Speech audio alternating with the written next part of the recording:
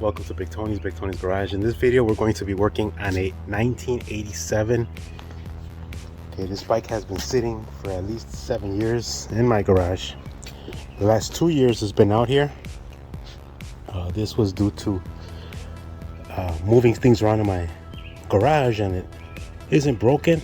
I mean, the plastic is off, but the light's still connected. So what does it need? It needs a battery. And I think this, you can see the battery box right here, it's flipped down. So what it needs is just to get it started, see if it runs. It does have, as I can see right here, it's got the carburetor right here. It's got one carb. So V2 look extremely good. Front tires a little low, I could tell. There's no weather cracking at all, so that's really good. It needs to be cleaned up, and it's got a little bit of surface rust. Okay, it needs to be addressed. It's got some scratches. I buffed it out the last time that I had it. I buffed it out. So what I'm planning on doing to this bike is I'm trying to convert it to something called a bobber. So I really don't like this back seat here. It's kind of 70-ish looking to me, even though it is an 87. It is fun to drive because it's nimble, it's small, so you can maneuver a lot better than a big bike. Okay, so I'm going to be working on this today. The first thing first is see if it runs. So I'm going to charge up my battery, put on the battery tender, and then I'll come back and see if it runs. Okay, thank you for watching Big Tony's Garage. Take all this back thing off of it.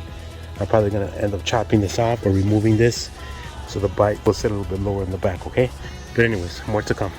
All right, back at this project, what I did is I charged up this battery all night, and it's a 2017 battery, so I don't think it's going to work. I'm going to put this battery, I'm going to hook it up to the battery right here, that's right here, to the box, and then I'm going to see if we can get it going. Okay, be back.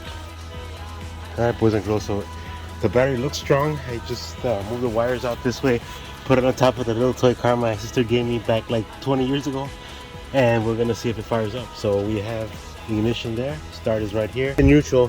Okay, I see the neutral. So let's do the start button, see if the starter's not stuck.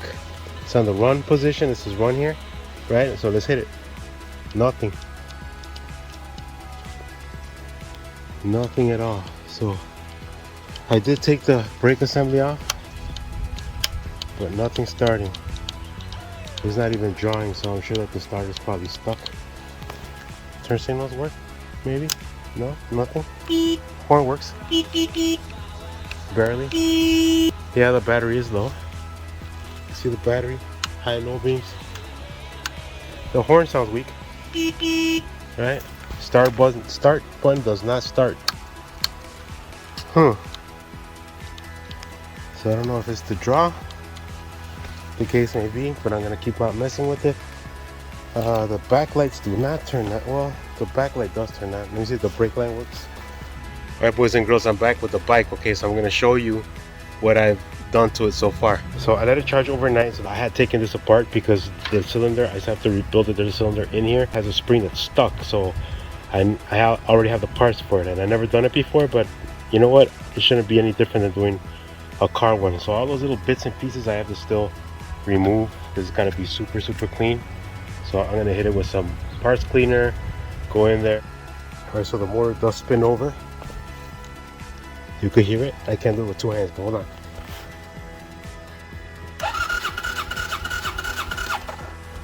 So that's a win. Now we gotta get some fuel on and see if it runs. We're gonna put some fuel in it. Hopefully the petcock doesn't leak. Cavity feeding purposes. Put the petcock back on, it's on. We'll see if it fires up.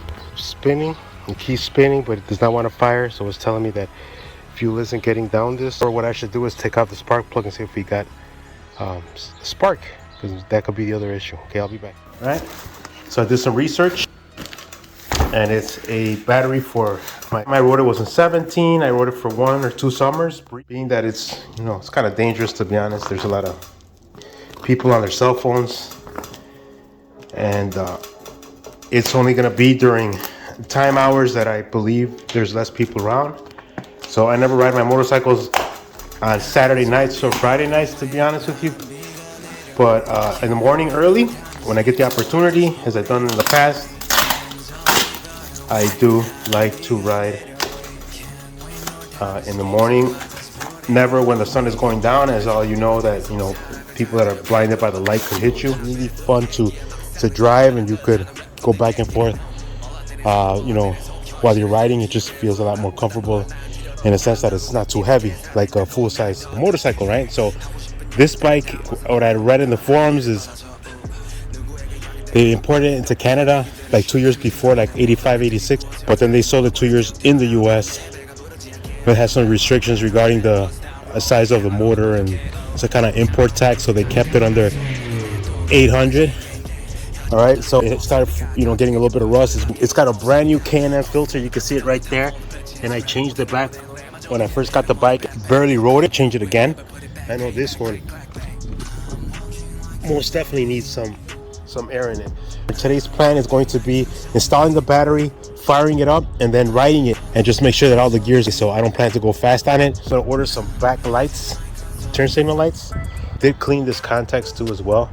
It was all, rusty or whatever you want to call it. But yeah, it's got 25,000 miles.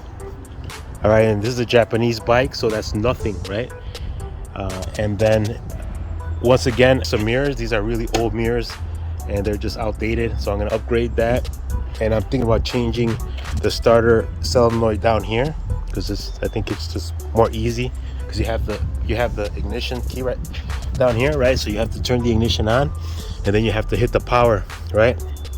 So I might be doing that to put the battery on, solder that up. Honda Shadow, I believe it was a Shadow, and it was like an 85, and it's the same kind of engine. It was like a 750, something like this, and drove it I think to Wisconsin or to Indiana, I can't remember. And it is fun, but it's not that fun on the expressway because the windows blow you, and with a full-size bike, a big giant trailer could pass next to you and the bike will not move.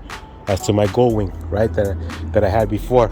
So having the idea riding again after about 3 or 4 years, you have to get used to it again and practice properly so that you're comfortable riding it, and you start getting your skills back, because you will lose them, right?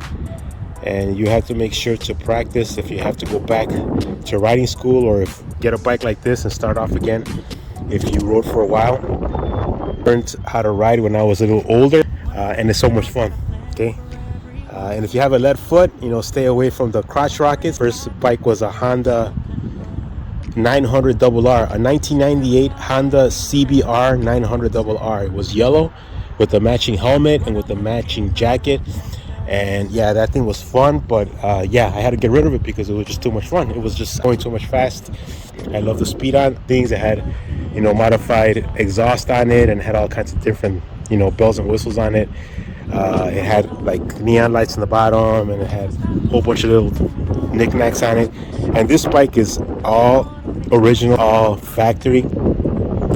So it's going to be very interesting to see how far I get right now. Handles, you could put a straight handle like this, handlebars, but I'm going to go with the risers. So I have these are called the risers, I think. These are risers, right? So I'm going to go with the high handlebars. So they should come up like this.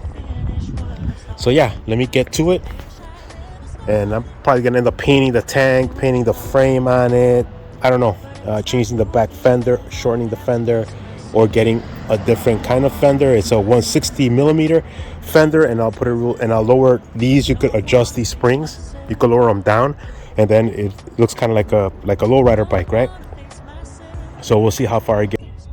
All right, boys and girls, we got the motorcycle jacked up because this drop-down door doesn't let me clear if it's on the floor. I'm using this piece of wood. I'm having a hard time figuring out how to hook up the battery back how it was before, and I did it twice before years ago, but for whatever reason now I cannot figure it out. So I'm gonna keep on cracking at this. I stepped away from it, took a breather, came back, and now it's ready for round like 3 or something. Okay, so this is round 3 of trying to put the battery on. All right, boys and girls, I figured out what I have to do. That's just water. That's not nothing. It's not oil or anything. It's just water leaking from it's sitting from a while. But I figured out that I think this is the way the battery goes, and that thing is in the way. I don't know what part that is, but it's getting in my way. But the positive wire is actually longer, so we're doing good. Okay, so let me figure out. I'm getting close to putting this thing on. Rebuilding the master cylinder, which is right here. and this thing was caked in that's a cylinder right there. This thing was baked on it, and it did not want to come out. So I needed some persuasion to get it out. Right? So we finally got it out. Okay. Now we're gonna go through the process of cleaning everything, and then I bought a rebuild kit and put all the seals back in. And hopefully we got foam brakes. All right. Old ones in the bottom, new ones at the top. Brand new spring. Old spring. Tore up, boots here. So here, that's the other piece, and this is the new one. So I'm aligning everything. This is the old retainer. That's the new retainer. And then we're just gonna move backwards and we're gonna start rebuilding it. I cleaned the inside of this real good. Okay, and now it should be ready to be put back together. This was really clogged up. This thing was, all this was soot. It was like old residue, and I cleaned it as much as possible, as you can see. And it's kind of cool. It comes with brand new screws, which I thought that was pretty cool. So it comes with brand new screws, and then I'll start putting it back together. Okay. Right, we're gonna handlebar swap this thing right now. Custom handlebars. Okay, boys and girls, the hardest thing is to get the battery in here. I heard about this design where they put the battery right here, right underneath with the trap door. So it's kind of tricky to get the battery in, and to not forget about getting it in. It's about getting it to screw on to the positive and negative post, because I can't get through it through the top, so I have to manhandle it down here and somehow connect it down here, then put the positive here first. So you guys see that wire that's coming down right there, that's the positive, right? And then after that I gotta put the negative. All right, so I got a bright idea right here. This bolt right here connects to the negative, so I'm going to take the negative cable out, so it allows me to stretch it down and hook it to the battery, and then once I get a little higher, then I could connect the positive. Okay, so that's the plan starting now. And for this side right here, we have the positive going to the solenoid.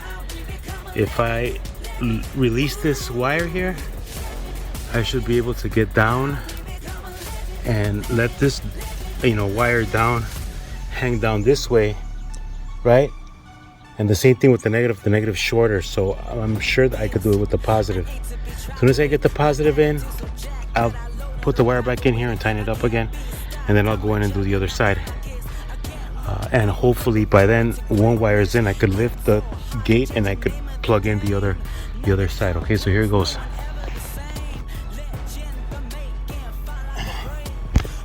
All right, boys and girls, got myself a swivel here. Now I'm able to get in there, and it seems like it's tightening up, so I'm on the right path here. I'll come back once I finish, and I'm gonna fire it up. But first, I see the screw. If you pay attention, once it focuses, oh, it's hard to focus. Oh, there it is. Ooh, almost. You see the screw going in, so we're good. All right, so I'm gonna keep going.